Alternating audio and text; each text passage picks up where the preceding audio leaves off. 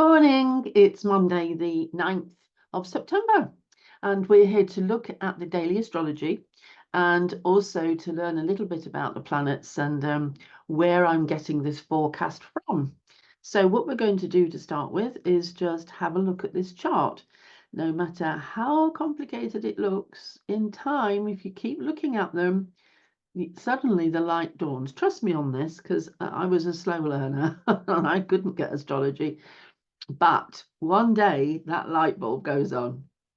Okay, so one of the things that immediately leaps out at me is the planet Mercury, which was in Leo, has now moved into Virgo. So the planets are actually moving through the zodiac signs. See the zodiac signs here? The planets are moving through these zodiac signs at their own speed. And so this one here, Mercury, has been going through Leo. Doesn't take very long for Mercury, a couple of weeks. And now it's in the area that we call Virgo, which is a glyph that looks like an M with a loop on the side. There we go.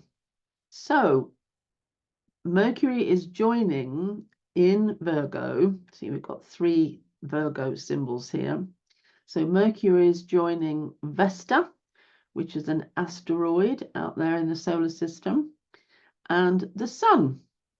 That symbol for the sun goes back tens of thousands of years, as far as I know. It's as old as time. Right, there we go. So what does it mean when Mercury moves into Virgo? Well, first of all, if you are a Gemini sun sign like me, I'll just stop sharing. If you are a Gemini sun sign like me, the first thing you'll notice is everything's gone a bit serious. Because at the end of the day, Virgo worries. And it worries about this and it worries about that, and it wants to try and fix things. And trying to fix things means that you lie awake at night, just, thinking about this, thinking about that, I haven't done this, this is worrying me, I've got such a worry about these things. So if you do have a lot of Gemini, then you'll be like myself, going, oh my God. And then I have to say to myself, Alison, don't worry, it's because you've got Mercury in Virgo. And then I think, well, it doesn't matter what I can see that is significant or symbolizes or is resonant with a situation. I still have the situation. So there we go. But at least I can predict I've got the situation. I'm predicting it. Yes, I'm worrying about stuff. There you go, you see. It doesn't get any better just because you can read it. Anyway, okay, so let's go back and look at some other things, because there is quite a lot to read today. Okay, so the sun here is at 17 of Virgo. Now, go to the book. Don't forget the book, The Easy Way to Learn Astrology. Here it is. There you are. Go to the book. And thank you to the person that suggested I put it on my website, which wasn't easy because I have to get my head around a new way of adding things to my website. So, but I did it, and it is now on the website. So if you want, you can get it from Amazon, but there are other places you can get it from as well. So if you have a look on the website, it's there now. But anyway, so I've just held the book up and I'm sharing, so you can't see it. But well, you can see it in the corner of your screen, but it's not huge, is it? Right, I'll show you at the end. So we're looking at the mutable cross. This is what I want to say. So because these things are in contact with each other, the sun is in contact with Jupiter, and the sun is also in contact with Saturn, and Saturn's in contact with Jupiter, and so forth. So these 3 planets are in contact with each other, but the contact is a challenging one. It's stressing, it's forcing them to do something. We know that much. Okay, so Saturn here in Pisces. Pisces is opposite to Virgo. So that's an axis. And then over here, we've got Gemini opposite to Sagittarius. So these form a cross. There is one axis of the cross there and one axis of the cross there. And that makes a cross. We have 3 crosses amongst all the zodiac signs. And the cross, they each have a different name. There's mutable, cardinal, and fixed. We're looking at mutable. So we've got a mutable energy in the sky, okay, because we've got an emphasis on this cross. We've got planets in it, and that is stirring it up in the collective, okay. So what does it mean? Okay, so the sun has brought light, or is bringing energy to something that was there anyway, because this planet here, Jupiter, is slow moving. This planet here, Saturn, is slow moving. And so these have been in this difficult antagonistic position with each other for a few weeks. So this means there is some kind of fear around emotionality, compassion, being lost, being drowned, finding that things are difficult and complex and you can't get your head around it. You feel like you're at sea, it's all foggy, nothing is clear. It's hard to be logical, it's hard to concentrate and think logically. All this is issues to do with Pisces. And ideally, what it would be nice to do is kind of get into water. So go on holiday and just lie in the sea for weeks on end.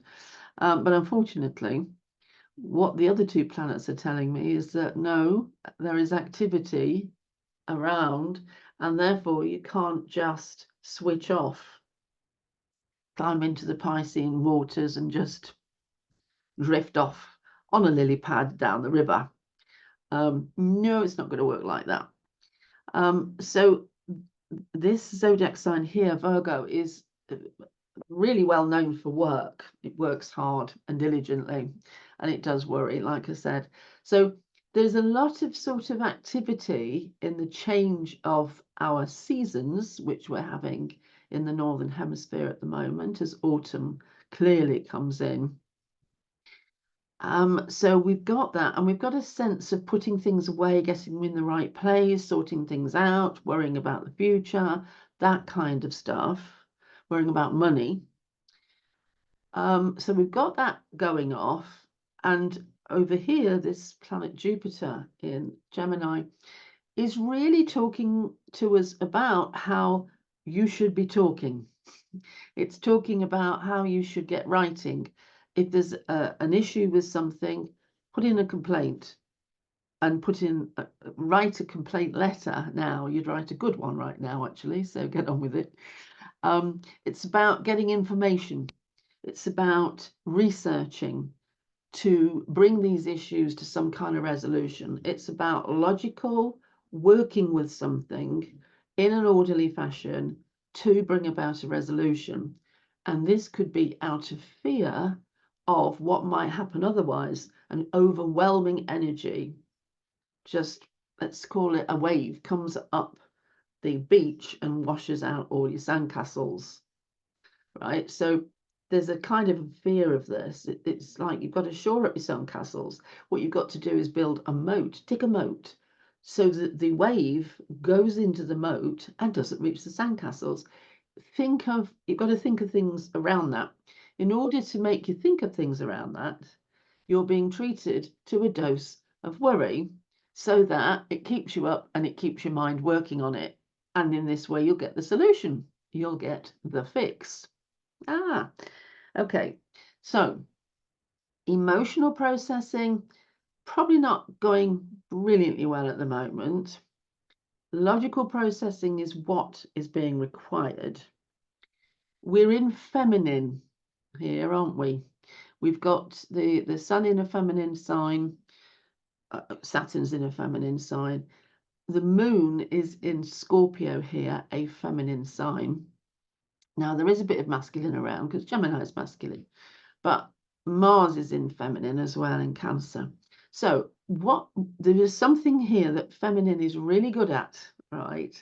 And so this is what you should be taking advantage of at the moment. And it's long-term planning. The feminine is very good at long-term planning. Not so good at instant action, not so good at instantly doing something, but very good at just cogitating and developing a plan and waiting for that plan to unfold. Whereas the masculine just wants to hit it on its head, drag it back by its hair, or whatever else, just get on with it. The masculine doesn't like long-term planning. That's too far in the future. Masculine wants to work now. So masculine does short-term planning and feminine does long-term planning. There you go. You've learned something else now to do with masculine and feminine. Anyway, yeah, Moon in Scorpio, very much about emotional processing.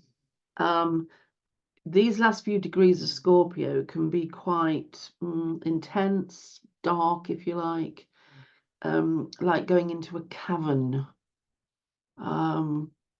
like sort of going deep into the valleys where the serpents of wisdom writhe, but are available to be contacted and to communicate with. But you're going in deep. This always reminds me of the Phantom of the Opera, if you've seen it, where he takes her down into his lair. Anyway, there we go. The moon is in contact with Neptune, big water planet. Neptune's in its own sign, Pisces. So there is this watery substrate. There's like a watery set of tunnels with torrents and rivers flowing underneath our consciousness. So flowing in the vast subterranean unconscious ether, the collective unconscious. There's movement there. Always difficult when I talk about these things because words can't describe it and words can't be used when it comes to these places. It has to be done intuitively. So I'm trying to describe something with words, which what I need to be able to do is intuit to you. Just not mention it, just do it by osmosis. Anyway, I'll try my best. It's on the underside of the tapestry of life. It's the side that you can't see. So there's working on, that is working. It's very much alive. So those of you that are psychic or can intuit, meditate, and when you meditate in looking for this altered consciousness, I think altered consciousness can easily get into this subterranean layer of the collective. Apart from that, though, you've got on the surface the demand to be very logical, to work things out, to sort through these problems and get rid of all the stuff that's bogging you down or means that you can't get to the actual truth of the matter. Get rid of that, look at what's left and work with it. This is a damn good time to do that. There is no other. So even if you've shelved a problem and you're thinking, oh, okay, well, I'm just going to kick this into the long grass, as they say in rugby. If you're thinking, I'm just going to kick this into the long grass, get it out of the long grass because now is a damn good time to sort it out and work with it. You've got all the right energy.